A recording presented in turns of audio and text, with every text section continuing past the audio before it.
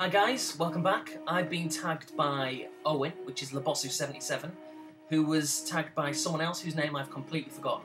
How rude of me. But check out his channel, I'm sure you'll see who it was.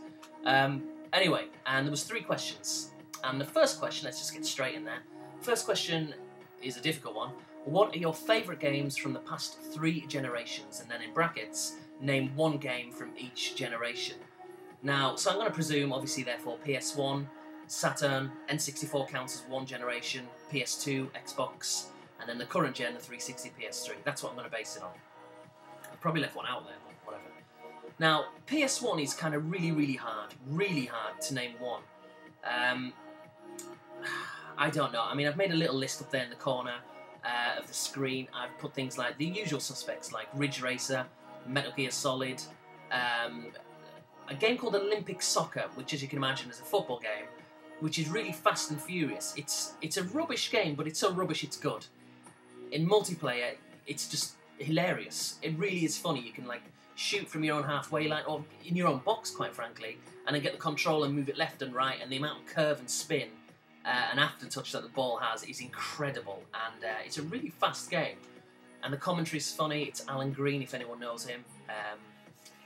It's just a really funny game. Genuinely, its graphics are rubbish, playability is kind of very unrealistic, and it's really fast. But I really like it, and I'm not just being funny. I mean, I really like it. It's just a hilarious game. So I really recommend that. Other games I've mentioned, Project Overkill, which I've got behind me, and I might do some kind of gameplay feature on that because I really like it. I think it's one of the, one of the sleeper hits of the PS1 that not many people are aware of. And they should be. I think it's a really good game. You look at like Destruction Derby, which I love that. Tomb Raider. I wasn't such a massive fan of Tomb Raider, but obviously it was popular. You look at like Discworld. I really like Discworld, Terry Pratchett's games. Broken Sword, another point-and-click game which I was really addicted to. So there's so many on the PS1. I mean, I could literally be here for another hour just naming really good games. Picking one, very hard. Resident Evil as well, I've mentioned. That was a really good game. And I'll very briefly kind of tell you a bit of a slightly disturbing story on Resident Evil. It was about, when did it come out? 95, 96? And I was living, I say obviously, but my parents back then. And a friend of mine was round. It was like a Friday night or Saturday night or something. And we'd been playing this thing for 12 hours non-stop. I mean, literally non-stop. It was about 3 o'clock in the morning, and he was still round. But I didn't mind because we were having fun, we were having a laugh. And it got to the point, like I say, been playing 12 hours straight of Resident Evil. And I went, I'm just going to go to the bathroom. I'll be back in a minute. So I went to the bathroom. Now, back then, in the corner, just before you open the door to go to the bathroom, there used to be, might still be there, I don't know, a plant pot. With a plant in it, funnily enough. It wasn't just a plant pot, that would be weird. That'd be like something out of Resident Evil. It'd be weird. There was a plant in the plant pot. Now, anyone who remembers Resident Evil will recall that to gain your energy or regain your energy, you had to collect plants or herbs, and you could combine them, mix them, and then you replenish your energy. So like I say, I'm really tired, been playing this game for 12 hours straight, maybe more. Go to the bathroom. As I'm just about to open the door, I see out the corner of my eye the plant pot, and my initial reaction, I started to bend down and reach out to pick up the plant. I was going to eat it. I nearly ate a plant, and I was like, I wasn't at 6, I was like 18. You know what I mean? It just shows you how dangerous games can be. It's just on the brain. You've been playing this game solidly, and I saw this plant pot, and I started to bend down, and I nearly picked it up and nearly ate it. How ridiculous is that? How ridiculous. It's kind of funny though. So, but yeah, Resident Evil was a great game. And the rest of the games, the Nemesis, Resident Evil 2, 3, I don't know, whatever. I kind of lost the plot after the first 2 or 3. But they're still very good games. Dino Crisis, I wasn't a fan of. But it was, I think, made by the same people. Same kind of feel to the game. But yeah, so many. And then on the Saturn, now the Saturn, I really like the Saturn. I prefer the PS1, gotta be honest, big time. But I've always got a soft spot for the Saturn. And you look at, obviously, great games like I've written down up there, Virtua Cop, Sega Rally, Virtua Fighter, I guess the Panzer Dragoon series, which would be very easy for me to say, but in truth, I never really liked it.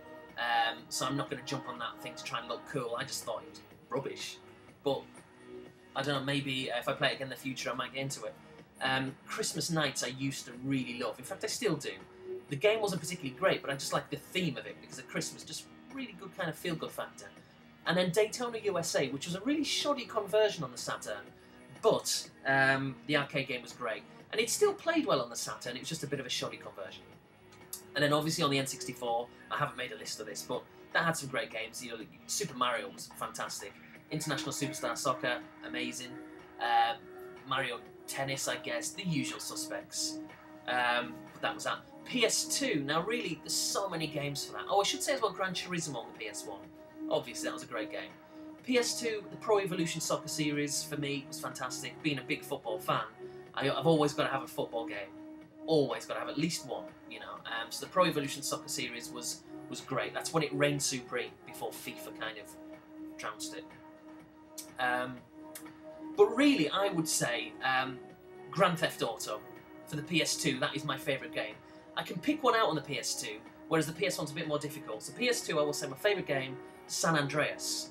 The Grand Theft Auto series in general is fantastic, but San Andreas was just an amazing game, and it was fantastic to see like the transition from the overhead view of the PS1 Grand Theft Auto games to then putting on Grand Theft Auto 3 and seeing how much it had evolved. The technology, the game, the design, the thinking behind it, it was just absolutely superb, and I loved it. And then Vice City came out, that was a great game, but San Andreas for me was the best game in the series, and certainly in the last generation, possibly on the PS2, so I will say that one. On the Xbox, I guess you can obviously look at Halo came out. That's probably the pivotal title when you think of an Xbox. You think of Halo 1, Halo 2. A few other games, I guess, but I'll probably say Halo. Not very original on that one. Now, moving on to the current generation, it's really difficult because there's so many great games. PS3, you're looking at Gran Turismo 5, which has just come out, which I've not yet got, but I obviously will. You look at the Uncharted series, 1 and 2.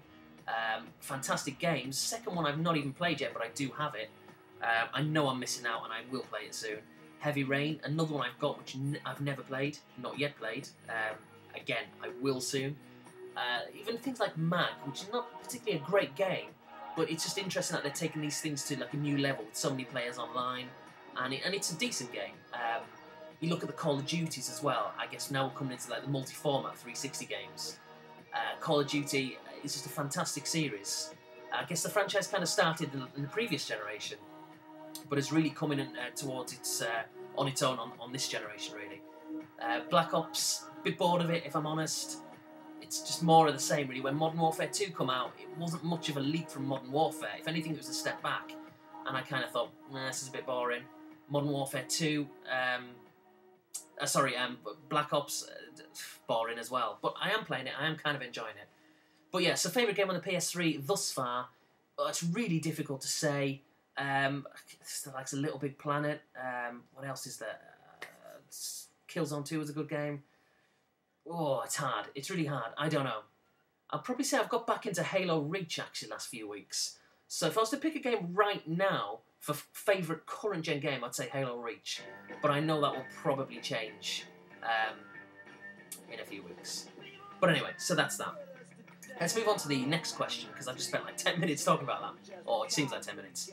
What is your favourite controller of all time?